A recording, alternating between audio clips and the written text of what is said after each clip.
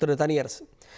விஜய் ஒரு போராட்டத்தை முன்னெடுக்கிறப்போ அதுக்கு ஒரு கூட்டம் வருது, இளைஞர்கள் வராங்க, அந்த போராட்டம் இன்னும் பேசுபொருளாகிறது.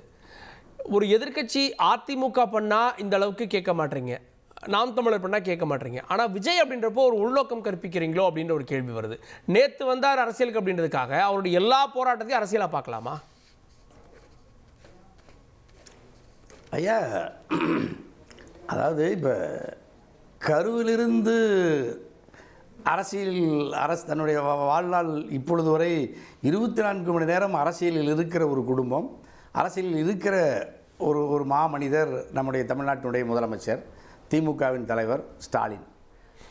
அவரோட போய் நீங்கள் அவருடைய அனுபவத்தில் அவர் எத்தனை காவல்துறை அடக்குமுறைகளை எதிர்க்கட்சிகளாக இருந்து தானும் தன்னுடைய மிஷா காலத்திலிருந்து மத்திய அரசாங்கத்தினுடைய எத்தனை அடக்குமுறை, எத்தனை சிறை கொடுமைகளை தானும் அனுபவித்து தன் கட்சிக்காரனை தன்னுடைய சக கொட்டடியில் இருக்கிற சிறை கொட்டடியில் இருந்த சிட்டிபாபு மாதிரி கூட அடித்து கொலை செய்தது கண்ணில் பார்த்து வளர்ந்த ஒரு மனித மகத்தான தலைவர் ஸ்டாலினை போய் நீங்கள் விஜயோட எப்படி ஒப்பிட்டு எங்கள் லயோலா மணி மாதிரி 24 மணி நேரமாக அரசியலில் கற்றுக்கிட்டு இருக்கிற லயோலா மணியெல்லாம் போய் இப்படி இந்த சாதாரண சினிமா நடிகர்களுக்காக அவர்கள் வந்து தான் இல்லை, நீங்கள் நடிகர்னு சொன்னதுக்காக அவருடைய உதயநிதி ஸ்டாலின் அவர் முதலமைச்சர் இல்லைங்கிற நான் உதயநிதி ஸ்டாலினை சொல்லவே இல்லை. நான் உதயநிதி ஸ்டாலின் எப்பாவது தியாகின்னு சொன்னா, உதயநிதி ஸ்டாலினை நான் யாராவது இவர் தான் ரசிக்க போகிறான்னு சொன்னா, நீங்கள் விஜயை வந்து நீங்கள் எங்கள் லயோலா மணி மாதிரி வாழ்நாளெல்லாம் இப்போ மக்களுக்காக, ஒடுக்கப்பட்ட மக்களுக்காக, பாதிக்கப்படுற மக்களுக்காக போராடுற முஸ்தபா மாதிரி இருக்கிறவங்களே ஒரு சாதாரண நடிகை உடனே சினிமா நடிகை வந்து ஒரு 3 மாதத்துக்குள்ள முதலமைச்சர் ஆகிட்டே இந்த நாட்டை காப்பாற்றுவாங்கன்னு இவங்களும் சொல்கிறது ஐயா பெரும் கொடுமை. தமிழ்நாடு தான் இந்தியாவிலேயே உலகத்திலேயே சட்டத்தின் ஆட்சி நடக்கிற ஒரே மாநிலம் நம்முடைய தமிழ்நாடு தான். எதில் அல்லது தென்னிந்திய நலச்சங்கத்திலிருந்து நீதி கட்சி, சுயமரியாதை இயக்கம், திராவிடர் கழகம், திராவிட முன்னேற்ற கழகம், பல்வேறு பகுத்தறிவு இயக்கங்கள், தமிழ் தேசிய இயக்கம், பொது உடைமை இயக்கம், மனித உரிமை இயக்கமெல்லாம் தமிழ்நாட்டில் இருக்கிற மாதிரி எங்கள் லயோலா கேரளாவில் கூட கிடையாது, மேற்கு வங்காளத்தில் இல்லை, உத்தரப்பிரதேசத்தில் இல்லை, தமிழ்நாடு மட்டும்தான் நீங்கள் ஐரோப்பாவுக்கு இணையாக அதை விட கூடுதலாக இருக்குது. அப்படிப்பட்ட ஒரு ஆட்சி நடத்தி புகார்னு வந்துச்சுன்னா கட்சிக்காரனை காப்பாற்றுறாரா? தன்னுடைய கட்சியினுடைய அதிகாரிகளை காப்பாற்றுறாரா? ஐயா, எங்கள் ஏடிஜிபி ஜெயராமன் சார் அவ்வளோ தங்கமான மனுஷன். ஒரே ஒரு குழந்தை பையனை அவருடைய காவல்துறை வாகனத்திலிருந்து புகார் வருது அழைச்சிக்கிட்டு வர்றதாக ஒன்றுக்காக அந்த ஒரே குற்றச்சாட்டு தான் அவர் பதவியிலிருந்து விடுவிக்கப்படுறாரு, கைது செய்யப்படுறாரு. அது இன்னொரு சட்டமன்ற நீதிமன்ற அறிவித்தலுக்கு அப்புறமா அது ஐயா, நீதிமன்றத்துக்கு முன்னாடியே எங்கள் எம்எல்ஏ கிட்ட போயிட்டாங்க போலீஸ். எத்தனை போலீஸ்? 300 போலீஸ் போகுது. அப்போ நீங்கள் சட்டமன்ற உறுப்பினராக இருந்தாலும் ஒரு கட்சித் தலைவராக இருந்தாலும் சட்டத்தின் கடமையை செய்கிற ஒரு அரசாங்கம் தன்னுடைய கட்சி நாடாளுமன்ற உறுப்பினரை கைது செய்து சிறையில் அடைக்கலையா திராவிட முன்னேற்ற கழகம்? தன்னுடைய கட்சியை சார்ந்து அவர்கள் யாரை ஒருவரையாவது காப்பாற்றிருக்காங்களா? நீங்கள் எத்தனை வகையான திமுகவில் இருக்கிற ஒருவர் ஒரு குற்றச்சாட்டை செய்தால் அல்லது ஒரு தேநீர் கடையில் போய் 10 ரூபாய்க்கு தேநீர் வாங்கி சாப்பிட்டுட்டு பணம் தரலின்னு சொல்லி ஒரு கரவேட்டி கட்டி இருக்கிற திமுக காரராக இருந்தால் கூட கட்சி விட்டு நீக்கிட்டு கைது செய்து எஃப்ஐஆர் போடுற ஒரு அரசாங்கத்தை போய் இவ்வளோ கடுமையாக விமர்சிக்கிறீங்க. அதில் விஜயே வந்து விமர்சிக்கிறாரு.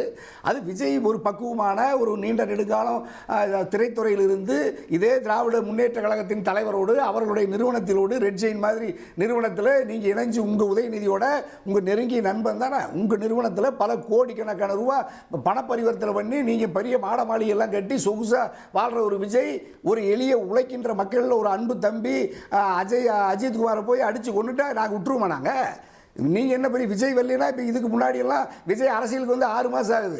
நாங்கள் பிறந்த நாள்லேருந்து அரசியல் பண்ணிட்டு இருக்கிறோம். நினைவு தெரிஞ்ச நாள்லேருந்து எங்கள் காவல்துறையில் கஸ்டடியில் நாங்களே அடி வாங்கி தலைகளை தொங்குட்டு நாங்களே எத்தனை போராட்டத்துக்கு நீங்களே சினிமா படத்தில் கூட அந்த காட்சியை பார்த்துருக்க மாட்டேங்க. நாங்களாம் அதை அனுபவித்து வந்துட்டு இருக்கிற எங்களுக்கு தெரியாத காவல்துறை அடக்குமுறை என்ன, அரசாங்கம் என்ன, ஜனநாயக மக்கள் எங்கள் பாவலன்னு சொன்னார்ல, இத்தனை லட்சம் பேர் மக்கள் வந்துட்டாங்க.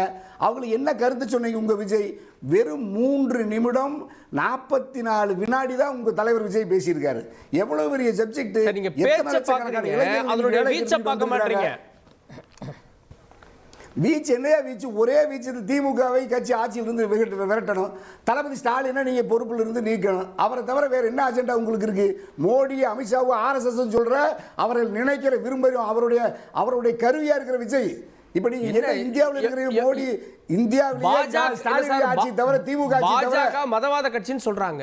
மதத்தின் பேரால் அரசியல் செய்துன்றாங்க, கொள்கை எதிரின்றாங்க. எது எங்க போராடி இருக்கீங்க? இப்போ ஐயா இப்போ வந்து விஜய் அந்த 3 நிமிடம் 44 வினாடியில் பேசுறதுல ஒரு முக்கியமான செய்தியை சொல்றாரு. அதாவது தளபதி முதலமைச்சரை பார்த்து ஒவ்வொரு சம்பவத்துக்கும் நாங்கள் நீதிமன்றத்தின் உத்தரவின் பேரில் தான் நீ நடவடிக்கை எடுப்பேன்னா உனக்கு எதுக்கு முதலமைச்சர் பதவி அப்படின்னு கேட்கிறாருல. நான் சொல்றேன், ஒவ்வொரு ஆளுநர் பதவி, அவர் தான் பெரிய தமிழ்நாட்டினுடைய முதல் குடிமகன்.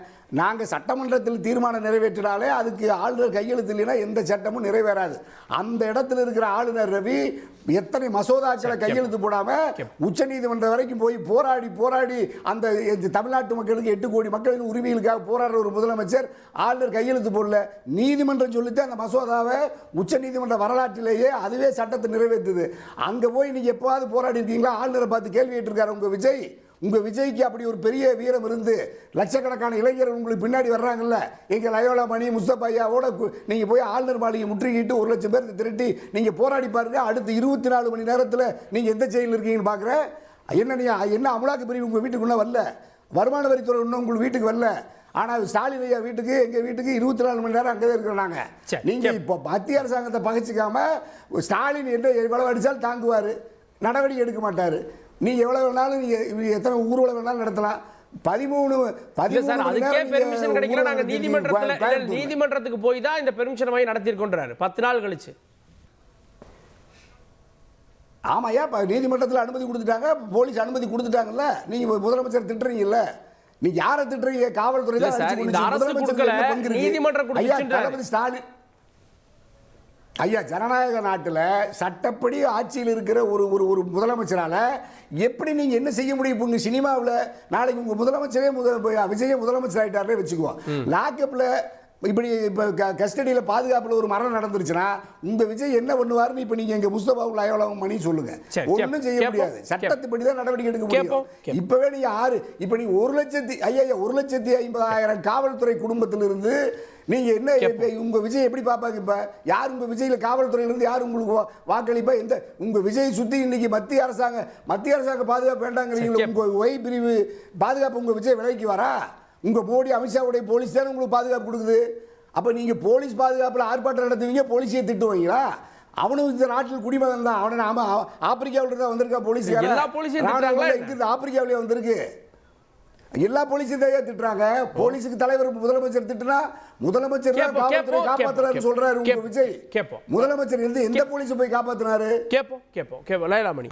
இந்த வழக்கை சிபிஐ விசாரணைக்கு மாற்றுனதுக்கு காரணம் தாவேகா அப்படின்றாரு விஜய். எந்த அடிப்படையில்? இல்லை, அதுக்கு முன்னாடி நம்ம அண்ணன் மரியாதைக்குரிய அண்ணன் பாவலன் அவர்களுக்கும் அண்ணன் தனியரசு அவர்களுக்கும் ஒரு பதில் நான் சொல்லிக்கிறேன். அதாவது கொள்கை எதிரி பிஜேபி என்பதில் மிக தெளிவாக இருக்கிறோம். அதாவது பிஜேபி ஆர்எஸ்எஸ் என்பது பிறப்பின் அடிப்படையிலே உயர்வு தாழ்வு உண்டு என்று கற்பிக்கிறது. தமிழக வெற்றி கழகம் பிறப்புக்கும் எல்லா உயிருக்கும் என்கின்ற சமத்துவ கொள்கையை முன்வைத்து அரசியல் செய்கிறது. எங்களுக்கு எப்பொழுதுமே கொள்கை எதிரி என்றால் அது பிஜேபி தான். அதில் எந்த மாற்று கருத்தும் கிடையாது. தந்தை பெரியார் அவர்களையும் அண்ணல் அம்பேத்கர் அவர்களையும் கொள்கை கோட்பாடுகளை உள்வாங்கி கொண்டு தான் தமிழக வெற்றி கழகம் தமிழ்நாட்டில் இயங்கி கொண்டிருக்கு. அதில் எந்த மாற்று கருத்தும் கிடையாது. பிஜேபியோடு கூட்டணி வைத்தவர்கள் அவர்கள். திமுக கட்சியை இருந்தவர்கள் 1999 அதாவது ஐயா அண்ணல் அம்பேத்கர் அவர்களை குறித்து அவதூறாக அமித்ஷா அவர்கள் பேசுகின்ற பொழுது கண்டித்து அறிக்கை வெளியிட்டவர் எங்கள் தலைவர் தளபதி அவர்கள். சிஏ குடியுரிமை திருத்த சட்டத்தை கொண்டு வருகின்ற பொழுது இருங்க பேச விடுங்க. நீங்க தானே சொன்னீங்க பிஜேபி பத்தி நாங்க எதுவுமே பேசலன்னு சொன்னீங்கல்ல.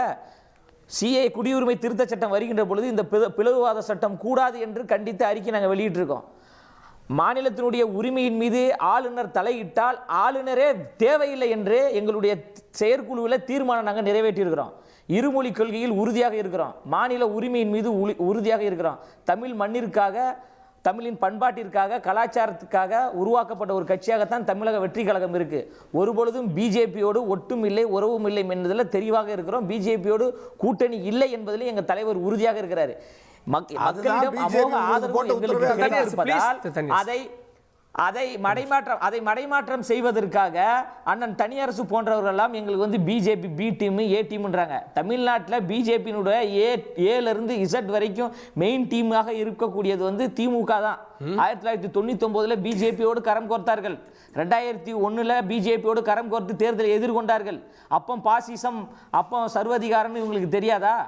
பிஜேபியோடு அன்று நேரடி உறவில் இருந்தார்கள். இன்று நேரடி உறவிலையும் மறைமுக உறவிலும் இருந்து கொண்டு உறவாடி கொண்டிருக்கிறாங்க. அதை எங்க தலைவர் தளபதி அவர்கள் தோல்வித்து காட்டுவதால் அதை பொறுத்துக் கொள்ள முடியாத அண்ணன் தனியரசு அவர்கள் வந்து திமுகவினுடைய செய்தி தொடர்பாளராக உட்கார்ந்து கொண்டு எங்களுக்கு எதிராக பேசிட்டு இருக்கிறார். அவருக்கு கொடுக்கப்பட்ட அஜெண்டாவாக நான் அதை பார்க்கிறேன். அதனால் நாங்க அந்த விஷயத்துல தெளிவாக இருக்கிறோம். பிஜேபி என்பது தமிழ்நாட்டு மண்ணிற்கு தேவையில்லாத கட்சி. பிஜேபி என்பது தமிழ்நாட்டிற்கு ஒரு ஆபத்து நிறைந்த கட்சி என்பதில் மிக தெளிவாக இருக்கிறோம். எந்த மாற்று கருத்தும் கிடையாது. மீது வந்து அந்த முத்திரை குத்துவதை தயவு செய்து நிறுத்திக் கொள்ளுங்க. ஓகே சிபிஐ விசாரணைக்கு அரசு உத்தரவிட்டதற்கு நாங்க காரணம் தாவேக கிளைம் பண்ணுங்க. நாங்க எஸ்ஐடி கேட்டோம். அதுக்கு பயந்து தான் நீதிமன்றத்துல உயர் நீதிமன்றத்தினுடைய உயர் நீதிமன்றத்தினுடைய நேரடி கண்காணிப்பில் ஒரு விசாரணை குழு அமைத்து விசாரிக்க வேண்டும் என்று நீதிமன்றத்தில் நாங்கள் வழக்கு தொடுக்கிறோம். அதன் பிறகுதான் அரசு அவசரமாக சிபிஐக்கு போகுது. சிபிஐ விமர்சித்த ஐயா ஸ்டாலின் அவர்கள் எதற்கு சிபிஐக்கு கொடுக்கணும்? சாத்தாங்குளம் விவகாரத்தில் சிபிஐ குறித்து எவ்வளவு சிபிஐ வேண்டாம் என்று திமுக சொன்னது, திமுக கூட்டணி கட்சிகள் சொன்னது. இப்போ எப்படி சிபிஐக்கு நீங்க போனீங்க? அப்ப தமிழ்நாடு காவல்துறையின் மீது தமிழ்நாட்டினுடைய காவல்துறை அமைச்சருக்கு நம்பிக்கை இல்லையா? அப்ப தமிழ்நாட்டினுடைய காவல்துறை அமைச்சர் ஐயா ஸ்டாலின் அவர்கள் கொச்சைப்படுத்துறாரா என்ற ஒரு கேள்வி வருது இல்ல? இதை கேட்பாரா அண்ணன் தனியரசு அவர்கள்? கேட்பாரா? சரி. அதனால அண்ணன் தனியரசு அவர் சொல்றாரு இப்பதான் கட்சி ஆரம்பிச்சு வர்றாரு. அவர் 2008 பொது வாழ்க்கையில் இருக்கிறார், போராட்ட களத்தில் இருக்கிறார், ஈழத்தமிழருக்காக குரல் கொடுத்திருக்கிறார், மீனவர்களுக்காக போராடி இருக்கிறார்.